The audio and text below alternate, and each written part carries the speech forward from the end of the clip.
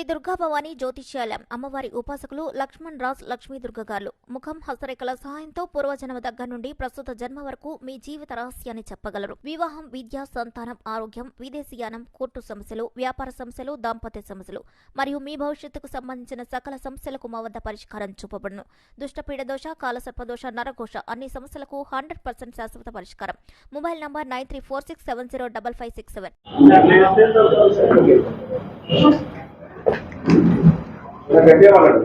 మిత్రులకు మరియు మా పార్టీ ప్రజలందరికీ నమస్కారాలు.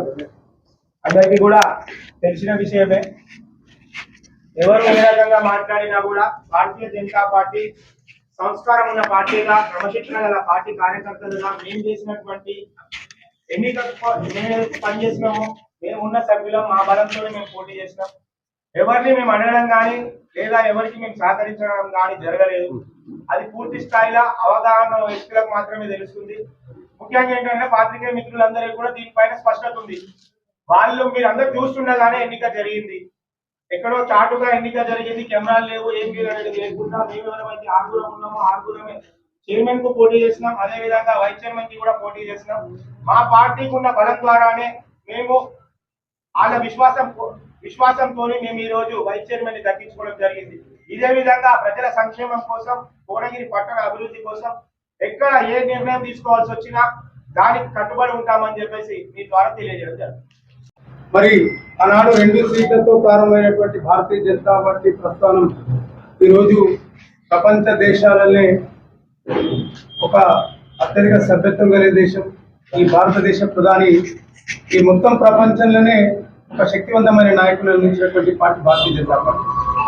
ఆ రోజు తెలంగాణ రాష్ట్రం ఏర్పడినప్పుడు సోపాటు నిన్న ప్రెస్ మీట్ పెట్టి ఏదైతే పార్టీ ఉందో ఆ పార్టీ పేరు పెట్టదలుచుకోలేదు. ఎందుకంటే టీఆర్ఎస్ నుంచి బీఆర్ఎస్ అయింది, వాళ్ళకి రేపు బీఆర్ఎస్ నుంచి రేపు వాళ్ళు బీఆర్ఎస్ తీసుకుంటారు.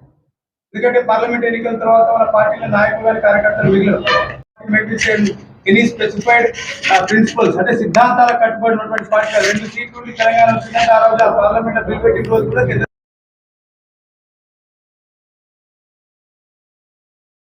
హక్కు లేదు. ఎందుకంటే ప్రజాక్షేత్రంలో ఓటమి గెలుపు అనేది సాధ్యం. మేము కానీ మా నాయకులం కానీ శాసనసభల ఎన్నికలు అయిన తర్వాత ఓడిపోగానే మేము ప్రజాక్షేత్రాన్ని వదిలేసి విదేశాలకు దేశాలకు పారిపోలేము. గెలిచినా ఓడిపోయినా ప్రజాక్షేత్రంలో ఉంటాం. గతంలో మేము చైర్మన్ అయినాం, వైస్ చైర్మన్ అయినాం. గెలుపోవటం అనేది ప్రజాస్వామ్యంలో కామన్గా జరుగుతుంటాయి. ఒకరు గెలుస్తారు, ఒకరు ఓడిపోతుంటారు. మరి భోంగిలో ఇది గతంలో అంజనేయులు ఎంతమందికి డబ్బులు ఇచ్చారు. ఆనాడు మీరు చైర్మన్ వైస్ చైర్మన్ సీట్లను ఎంత దక్కించుకోరు.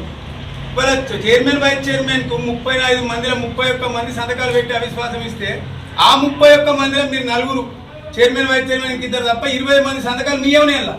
ఆనాడు మీ పాత శాసనసభ్యుడు గౌరవనీయులు పైలశేఖర్ రెడ్డి గారు కట్టడి లేకపోయినా మీ సొంతం చైర్మన్ వైస్ చైర్మన్ అవిశ్వాసం ఇచ్చి అవిశ్వాసాన్ని దిద్దుకోలేని వాళ్ళు మంది మీద వేసే ముందు సొంటిని దిద్దుకోండి. 18 నుంచి 12 12 నుంచి ఆఖరికి 6 అయినరు. నిన్న 6 కూడా వచ్చి ప్రేక్షక పాత్ర వహించిపోయారు. మరి మిగతా రాని వాళ్ళు ఎవరికి అమ్ముడు పోయారు అది చెప్పురు. మొదలు వాళ్ళు 12 మంది ఉంటే 6 వచ్చి మిగతా 6 ఎవరికి అమ్ముడు పోయారు. మిగతా 6 ఏ పార్టీతో కుమ్మక్కయ్యారు, వచ్చిన 6 ఏ పార్టీతో కుమ్మక్కయ్యారు. ఈ 12 మంది గేమ్ ఫార్ములా ఏపీ లెక్క టీమ్ ఏ టీమ్ బి ఒకరు విశ్రాంతి తీసుకుంటూ ఇంకోరు వచ్చినట్టు 6 బయట ఉన్నారు, 6 లోపల ఉన్నారు. దానికి మొదలు క్లారిఫికేషన్ ఇది. మేము చైర్మన్ కు పోటీ చేసినాం, మా ఓట్లు వేసుకున్నాం, వైస్ చైర్మన్ నిలబడ్డాం, యునానిమస్ అయినాం. మీరు ఫస్ట్ మీరు చదువుకోరు.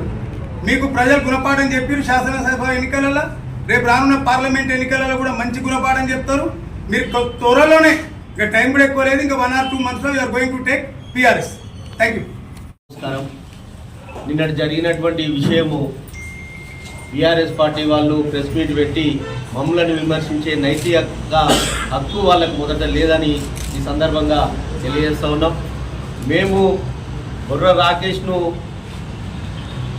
ఈ యొక్క పురపాలక సంఘ చైర్మన్గా అభ్యర్థిగా నిలబెట్టినాం. తర్వాత వైస్ చైర్మన్ కూడా నిలబెట్టినాం. ఎవరైతే చేతులు ఎందుకు లేబట్టలేదో వాళ్ళని అడగండి. పోయి మమ్మల్ని చేతులు ఎందుకు లేబట్టలేదు, మీరు కుమ్ముక్కైనా మమ్మల్ని విమర్శించే హక్కు మీకు లేదు. మీ స్థాయి ఏందో మీరు నిరూపించుకోరి.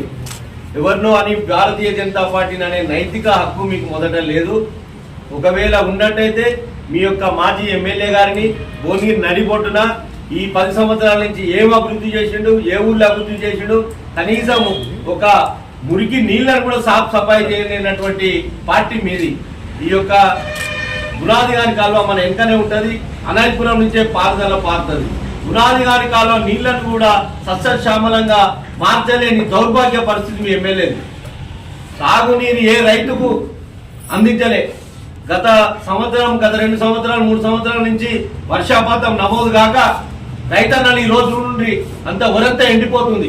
వరి ఎండిపోయిన సందర్భం గత మీరు 5 సంవత్సరాల నుంచి ఏళ్ళ మీ ప్రభుత్వం అయితే ఇదే బునాది గాని కాలువను కానీ ఇదే పిలాయపల్లి కాలువను కానీ రైతులను ఎందుకు అందించలే? మీకు ఇవాళ ప్రెస్ మీట్ అభియోగం చేసేంత పెద్దోళ్ళు మీరు కాలేదని సందర్భంగా తెలియజేస్తా ఉన్నాం. వినాయక చౌరస్తా మీద టెంట్ వేసి కూర్చుంటాం. మీ అభివృద్ధి ఎంతో మాకు చెప్పండి.